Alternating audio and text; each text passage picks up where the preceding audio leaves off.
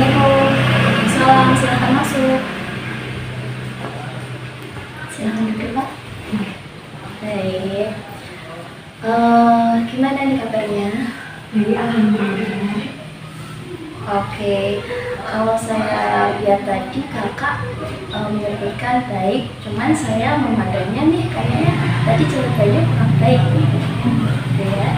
Oke, jadi gini kak, sebelumnya perkenalkan dulu ya, saya Wulan Setia Putri di sini sebagai konselor yang akan membimbing jalannya konseling pada hari ini. Sebelumnya saya ingin memastikan apa benar ini dengan Kak Hana. Baik, Kak. Oke, kalau saya informasi di sini, Kak Hana merupakan anak terakhir dari 4 bersaudara, benar? Iya. Oke, kalau boleh tahu nih Kak, kesibukannya sekarang? Kesibukan saya menjadi mahasiswa di Salatiga dengan prodi psikologi Islam semester 4. Di sini saya juga mengikuti organisasi yang nanti bisa mengisi kegiatan saya sehari-hari.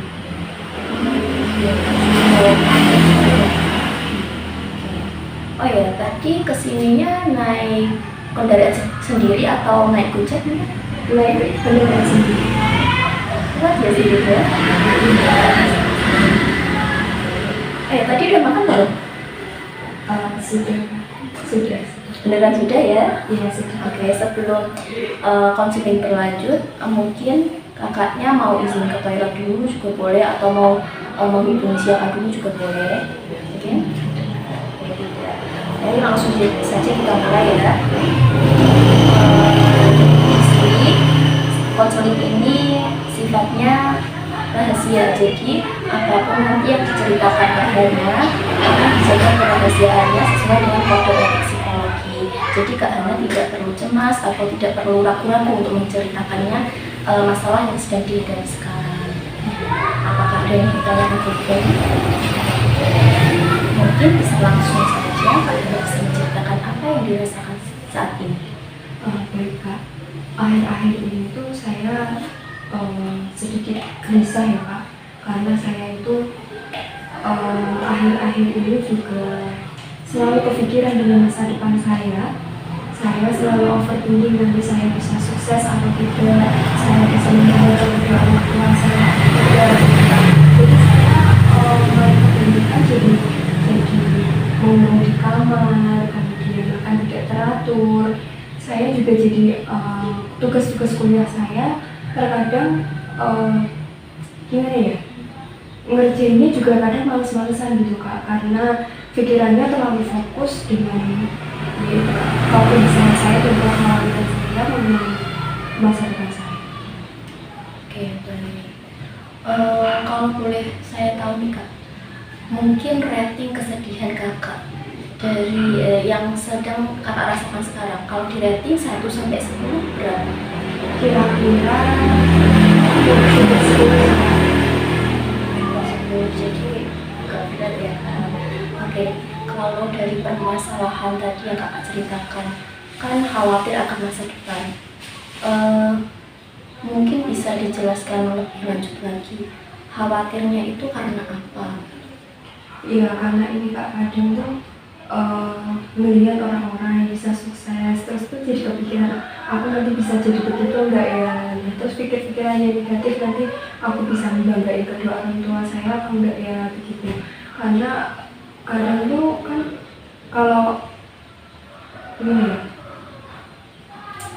kalau untuk masa depan tuh saya selalu memikirkan terus gitu Kak. Jadi saya kurang ini ya, malah terlalu fokus dengan kekurangan saya tidak mengembangkan potensi yang saya miliki, karena saya tuh terlalu overthinking gitu Kak. Jadi saya menjadi produktif gitu kan. Di sini saya paham perasaan Kak Hana. Tidak memiliki pasti itu juga jadi beban kan, jadi di kehidupan Kak Hana juga mau produktif tapi kayak kepikiran kok orang lain lebih maju seperti itu ya. Jadi gini Kak, mungkin Kak Hana juga bisa jelaskan lebih lanjut lagi terkait apa sih kayak solusi dari kakak sendiri. Ada nggak kayak misalkan merasa saya nggak bisa nih kayak kalau seperti ini terus gitu, bisa diceritakan? Kalau motivasi saya gitu ya. Iya. Kalau motivasi saya itu biasanya saya menanamkan pada diri saya itu ya ada pikiran kalau pasti saya tuh bisa, saya pasti bisa sukses, saya pasti bisa membanggakan kedua orang tua saya. Saya juga pasti punya pikiran seperti itu Kak. Saya menyemangati diri saya sendiri, memotivasi diri saya sendiri agar tidak terlalu larut dengan overthinking masa depan saya gitu. Oke. Berarti Kak Hana ini sendiri aslinya tuh sudah memiliki motivasi yang tinggi ya terhadap dirinya bahwa saya bisa sukses nih.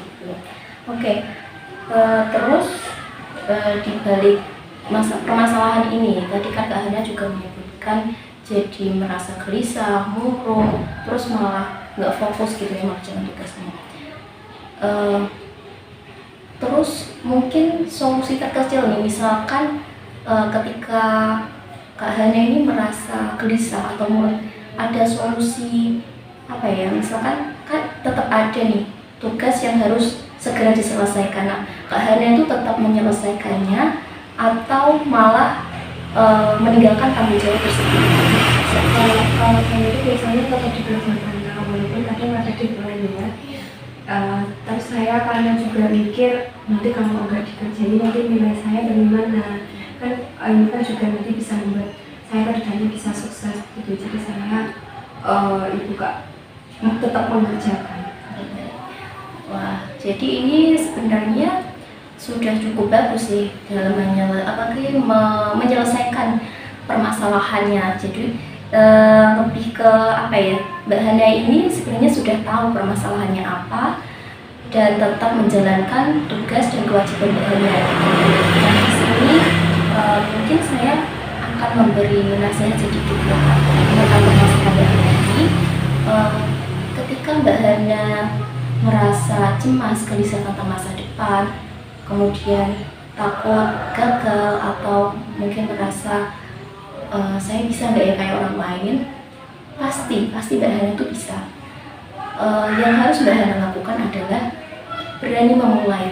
Ketika Mbak Hana bisa memulai dan gimana ya, intinya tuh mencoba aja, Mbak, jangan ragu-ragu. Ketika kita berani mencoba, gagal itu gak apa-apa. Gagal bisa membuat kita belajar, akhirnya kita mencoba lagi dan kita jadi bisa. Dan untuk kedepannya nanti Mbak Hana bisa ketika sudah melakukan tindakan nih, pastikan sudah belajar dan insya Allah nanti akan sukses begitu. Kemudian yang kedua, terus berdoa, jangan lupa minta dukungan dari keluarga juga, teman-teman, seperti itu. Saya mau tanya nih sama Kak Hana, dari cerita Mbak Hana ini tadi, selain ke saya, mungkin Mbak Hana sudah cerita ke teman atau siapa? Biasanya saya juga cerita ke teman sih Kak, tapi ya nggak semua saya ceritakan, tapi juga ada yang bisa Sebetulnya saya juga kalau saya mau bercerita untuk lebih lengkapnya nanti, Mbak Hana bisa lebih terbuka lagi, jadi tidak membebani pikiran Mbak Hana sendiri gitu ya. Oke, baik. Untuk tindakan selanjutnya nih, saya ingin tanya dulu, mungkin rating kesedihan dari Mbak Hana tadi cerita 1-10 berapa? setelah saya ceritakan tadi ya Kak, alhamdulillah tingkat kesedihan saya itu menjadi 3/10. Alhamdulillah cukup bagus ya. Nah, dari konseling pertama ini tadi aja sudah menurunkan tingkat kesedihan. Nanti sebagai tindakan lanjutannya, ketika Mbak Hana merasa sedih atau merasa gelisah, Kak Hana bisa menghubungi saya lagi, atau juga bisa bercerita kepada teman Kak Hana agar Kak Hana tuh nggak terlalu terbebani gitu dengan masalah Kak Hana. Seperti itu ya Kak? Baik, Kak. Baik, apakah masih ada yang ingin ditanyakan atau diceritakan? Sudah cukup. Baik, sudah cukup. Baik, saya mungkin cuma ingin menyimpulkan, jadi di masalahnya Kak Hana ini tadi kan terkait dengan kecemasan untuk masa depannya. Terus mungkin saran saya, mungkin Kak Hana bisa lebih fokus aja untuk menggapai cita-cita Mbak Hana, jangan terlalu mikirin omongan orang. Terus pokoknya Kak Hana ini harus semangat, terus lakukan tindakan agar bisa memulai semuanya. Begitu ya Kak Hana? Iya, baik, Kak. Baik, jika ada kesempatan lain Kak Hana bisa menghubungi saya. Terima kasih, Kak. Baik, terima kasih lagi. Hati-hati di jalan Kak. Iya.